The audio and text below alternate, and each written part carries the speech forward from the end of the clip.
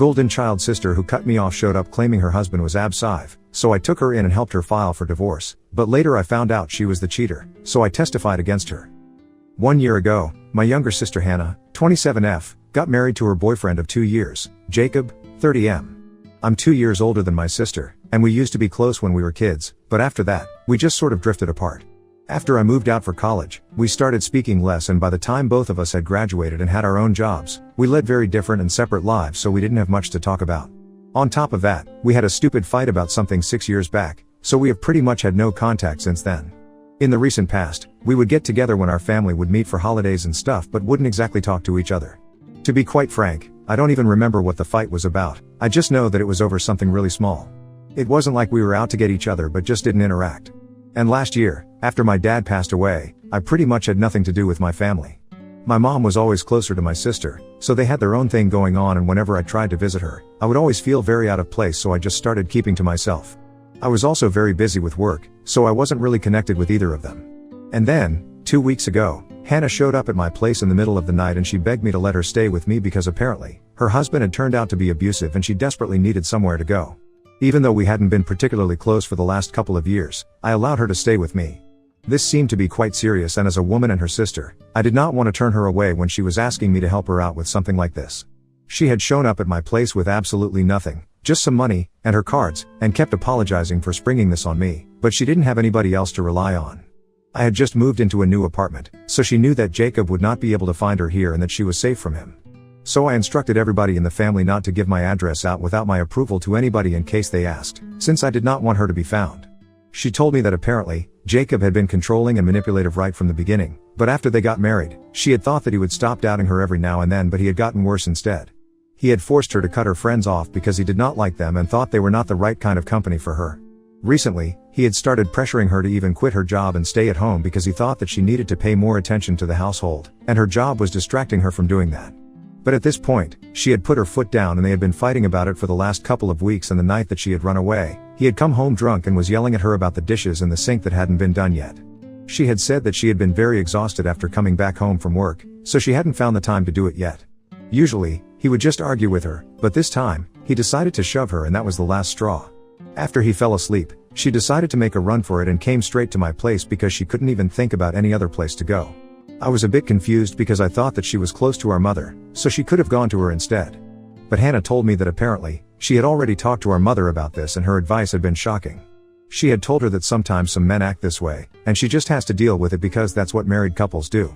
Every time they're going through stuff, she can't just admit defeat and leave because that's the easier way out, and trying to make the marriage work, it's difficult, but it's also the right thing to do according to her. And since they're married, not just dating, it's a very serious commitment and divorce is very complicated, so she should just stick it out with him. If things get bad, she can try marriage counseling, but my mother's advice, ultimately, was to stay with him, in spite of whatever she was going through. I thought that was very bad advice to give to somebody who was being treated like this on a daily basis, and I told her that she didn't need to listen to our mother. This was not the way to behave, and Jacob needed to realize that. And if he hadn't realized that even after so many years of being together, there was no way he was going to change. So I told her that I would put her in touch with a friend of mine, whose dad is a divorce attorney, and they could go ahead and do something about this.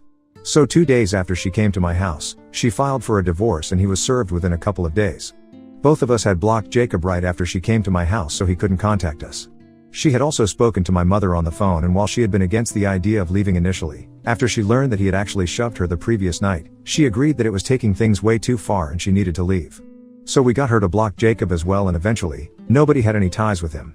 So for almost 1 week, I had no clue about what the reality of the situation was, and I was gladly helping Hannah out, thinking that maybe this would finally help us bond and this situation would bring us closer together as a family. However, after 1 week of no contact with Jacob, I accidentally ran into him at a restaurant near my workplace. He was there with some of his colleagues, and I was there to grab lunch. I had absolutely forgotten that his office was quite close to mine, and when I spotted him, I started to leave, but he saw me there too, and he literally chased after me to catch up to me because I was trying to run away from him. But once I realized that I would not be able to outrun him and that he just kept calling my name and asking me to stop so he could speak to me, I decided to turn around and told him that I would call the cops if he tried to do anything funny. He seemed shocked by that reaction and told me that he just wanted to speak to me about the divorce.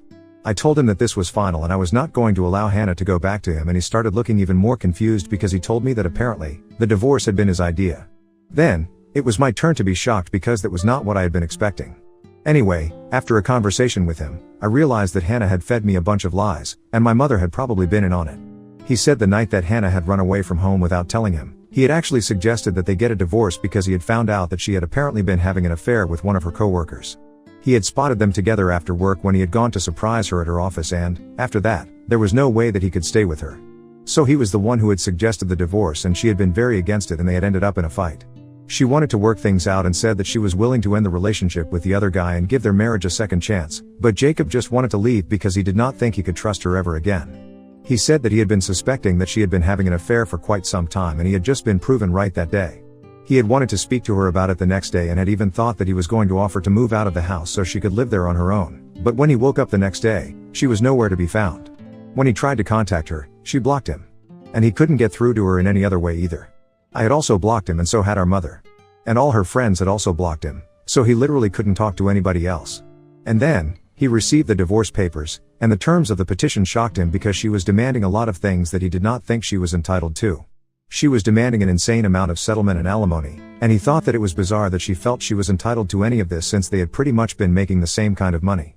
Besides, she had been cheating on him so that disqualified her from getting anything out of the divorce at all, and she should just count herself lucky that he was willing to move out while they were getting divorced, even though he had paid the rent for the entire month. Now to be fair, I did not know about the terms of the petition because I had just put Hannah in touch with the attorney, but I hadn't actually bothered to go over the papers with her. I figured that she was in good hands, I didn't need to worry about any of that. And even if I had known about the terms of the petition, and what she was demanding, I probably wouldn't have found anything wrong with it because I had believed that Hannah was the one being abused by Jacob and so, she was entitled to whatever she demanded. But after finding out what was really going on with Jacob, I started thinking differently. Initially, I refused to believe him, but then, he showed me a bunch of screenshots and a lot of proof. Hannah had left her laptop back at home, which is so incredibly stupid because that allowed Jacob to get access to all the messages that she had been hiding from him so far, and I could see months and months of messages between her and the guy she had been having an affair with, and that proved Jacob's story to be true. So I was pretty confused about what to do after finding out the truth, and I just apologized to Jacob for making him run after me and embarrassing himself like that.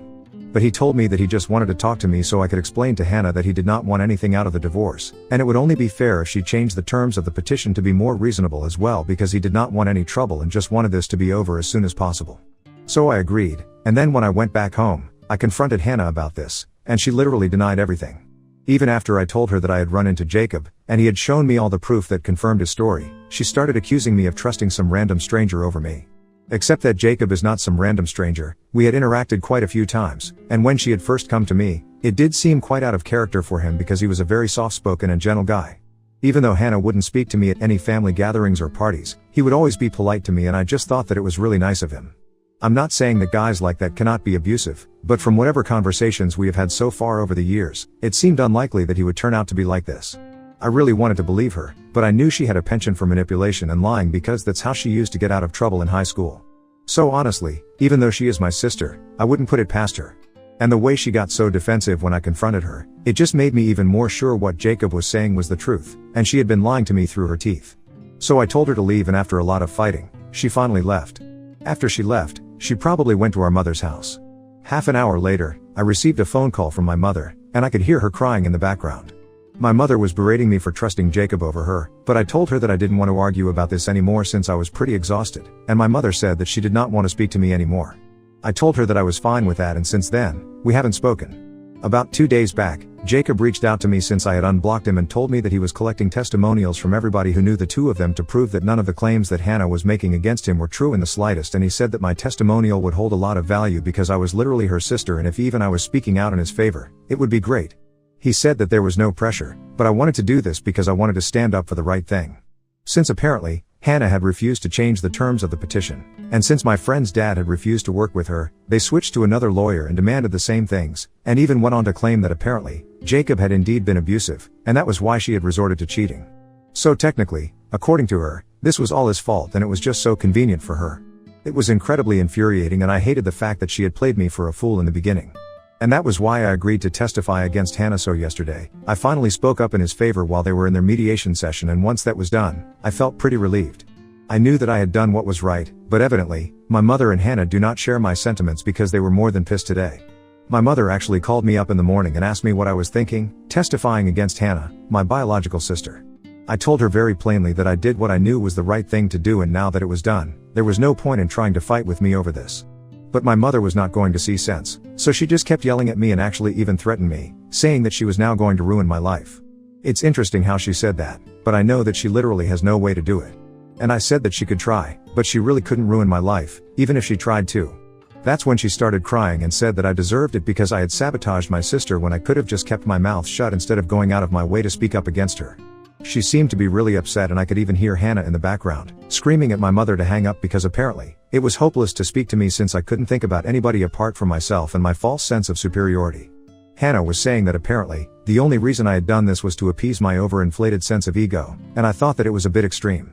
So Ida for testifying against my sister in her divorce case? Edit. A lot of people have been asking me why Hannah had come to stay with me when she could have gone to her mother, and honestly, I don't know. I guess she was telling the truth about that bit, that maybe our mother had really given her bad advice and told her to stick it out with Jacob. Or maybe she wanted me on her side during the divorce or something? That would be my other case since I can't think of any other reason for her to want to come live with me after 6 years of barely even speaking to each other. Either way, I'm pretty sure it was not for no reason. She and my mother are the kind of people who do things for no reason, so I'm sure that she was either here to have me on her side during the divorce. Maybe she was trying to get financial help from me and being with me would be the best way to reconnect. I'm not sure about their reasons right now, but I'll find out eventually. Update 1. It has been 8 days since I last spoke to my mother and Hannah. After the phone call, I blocked them because the things that they had said were very upsetting, and I didn't want to interact with them any further. And most of the comments said that blocking them would be the best way to go. So I took the advice that you guys gave me. But after a couple of days of that phone call, I started receiving a lot of hate mail from weird email addresses, and I figured out that this had to be them. They were ultra specific about everything as well. They called me egoistic and selfish and said that I did not deserve to be happy. And they also said that my father would have hated me today. I think that was taking a tad bit too far, but honestly, I'm not even surprised that they are doing such things. I just don't understand what is the point of doing all this? It's not like sending me hate mail is somehow going to help them in the course of the divorce. I think it might even make it worse for her in case I decide to send it to and then he can use it against her, just to show the kind of person that she is. The anger is just getting to their head and making them make bad decisions, but the comment about my dad really got to me. I had been ignoring their emails, but after that one, I decided to reach out to Hannah on her work email and tell her that if she didn't stop doing this, I would make things much worse for her than I already had. And I was serious about it. So she responded to me by telling me to unblock her if I had the guts to do it, instead of acting like such a coward. I don't understand what was so cowardly about blocking her. I just don't want to speak to either of them. And after what they said, I think it was perfectly fair. Anyway, I did unblock her and we got on a phone call. She told me that they had indeed been the ones behind the mail, but apparently, they had their reasons for it. When I asked her what these so-called reasons were, she told me that she knew that I would get flustered and reach out to her, and one conversation with me is all that she needed. Because now she said that, apparently I had a chance to make it up to her since the divorce negotiations were still ongoing. All I had to do was testify for her this time and say that Jacob had pressured me into testifying against her the first time around, taking advantage of our strained relationship and manipulating me with his lies. I was dumbstruck that she thought I would even consider this. For starters, for the past 6 years, we have not been on good terms, and even when I thought I would be her friend and welcome her into my home, she decided to tell me such disgusting lies about her marriage and herself. I reminded her of these things and said that if she had just not even bothered to drag me into any of this, I probably wouldn't even have testified against her. I would have just stayed out of it and not said anything, but because she lied to me, I decided to help Jacob out. And this is all her own fault, so I was not in the wrong anywhere. Since I wasn't even wrong, I did not need to make it up to her. Then I told her that she had been right about those emails bothering me, and she had been right that I would get flustered and unblock her to talk to her about it. I'll have to give her that, she was able to predict correctly what was going to happen.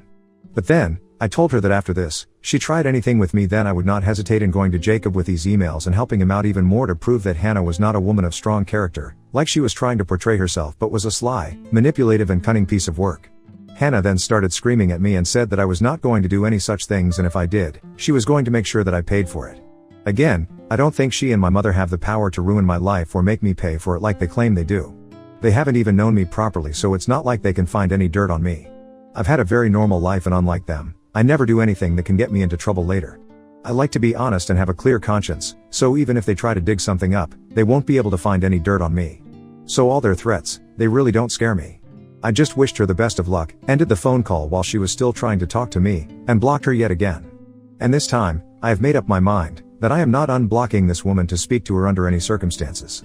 I'll go see them in person and speak to them if need be, but I'm definitely not unblocking them, not after this. Update 2. So it's been a couple of days since I last spoke to my sister, and I guess, if you can't find dirt on somebody, you can just make something up and then post it online. I received word from several relatives that apparently, my mother and Hannah had been posting multiple stories about me to defame me. All falsified stories back from high school, so nobody could prove it either. Apparently, back when we were in high school, I was a total jerk to Hannah, and I was always jealous of the fact that she was more popular than me, so I would constantly talk crap about her and try to pull her down when she was at home, while Hannah always tried to be friends with me. They made me out to be some villain and said a lot of cruel things that I don't even want to get into because it's not worth it, but I received screenshots of those posts, and as soon as I saw them, my blood literally started boiling. I can't even file a defamation lawsuit against them because it's just their word against mine right now, and I'm not even sure if this actually counts as defamation, but I sure feel pretty annoyed.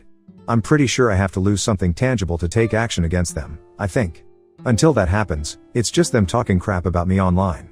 I did send them a warning from my email because I had them blocked everywhere else, and said that if they didn't take it down, I would be forced to take action.